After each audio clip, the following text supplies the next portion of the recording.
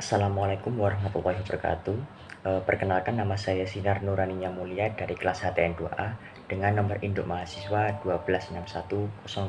12610203201021. Pada video ini saya akan mempresentasikan hasil dari tugas jurnal mata kuliah Ilmu Perundang-undangan dengan dosen pembimbing Mas Ahmad Glora Mahardika. Judul jurnal yang saya angkat pada video kali ini yaitu adalah Asas dan Kaidah Hukum dalam Perspektif Nasional. Pertanyaannya yaitu, apa itu asas? Yaitu, untuk yang pertama, menurut ahli Peace Colton, asas yaitu kecenderungan-kecenderungan yang diisyaratkan oleh pandangan kesusilaan kita pada hukum yang merupakan sifat-sifat umum itu sendiri dengan segala keterbatasannya sebagai pembawaan yang umum, akan tetapi yang tidak boleh, tidak harus ada. Dan sedangkan menurut pengertian dari Kamus Besar Bahasa Indonesia, arti dari asas itu sendiri ada 3, yaitu yang pertama, dasar atau sesuatu yang menjadi tumpuan berpikir atau berpendapat. Yang kedua yaitu dasar atau cita-cita perkumpulan atau suatu organisasi. Dan yang ketiga yaitu dasar dari suatu hukum itu sendiri.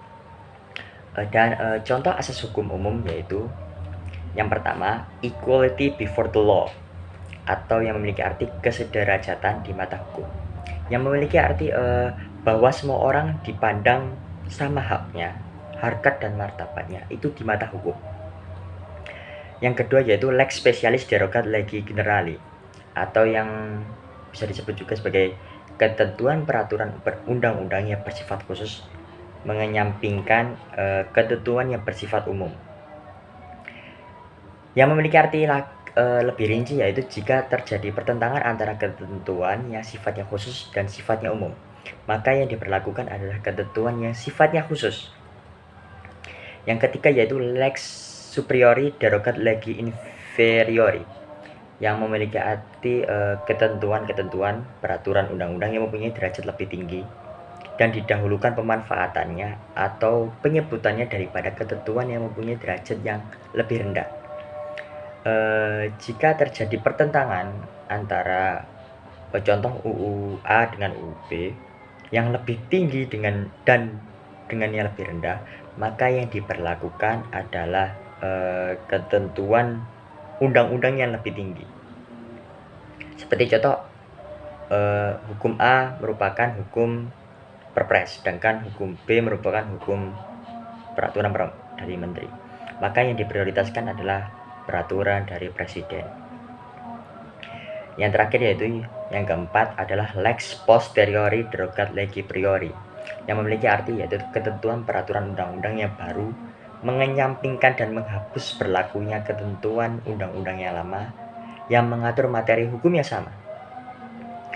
Jika terjadi pertentangan antara UU yang lama dengan UU yang baru, maka yang diberlakukan adalah UU yang baru. Seperti contoh berlakunya UU nomor 32 tahun 2004 yang menghapus berlakunya UU nomor 22 tahun 1999 tentang peraturan daerah. Dari informasi berikut, benar atau salah, asas hukum melahirkan norma hukum, dan norma hukum itu sendiri melahirkan aturan hukum.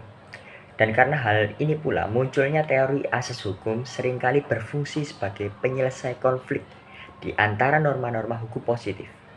Misalnya terdapat sejumlah undang-undang yang menjadi hukum positif, sama-sama tengah berlaku pada suatu tempat, atau apabila terjadi konflik di antara mereka, maka asas-asas itu akan tampil sesuai dengan peruntukannya untuk memastikan mana di antara undang-undang itu harus dipakai sebagai suatu acuan. Lanjut ke materi berikutnya yaitu norma atau kaidah hukum. Norma atau kaidah hukum menurut Hans Kelsen, yaitu norma merupakan perintah yang secara tidak personal serta anonim. Sedangkan menurut suatu ahli dari negara kita, negara Indonesia, yaitu menurut Suryono Soekarno, yaitu norma merupakan perangkat agar hubungan yang terjadi antara sesama dalam kehidupan bermasyarakat dapat terjalin dengan baik. Unsur-unsur norma hukum antara lain yaitu ada 4, yaitu adanya aturan mengenai tingkah laku dalam pergaulan hidup manusia. Yang kedua yaitu aturan tersebut dibuat oleh badan resmi negara. Yang ketiga yaitu aturan itu bersifat memaksa.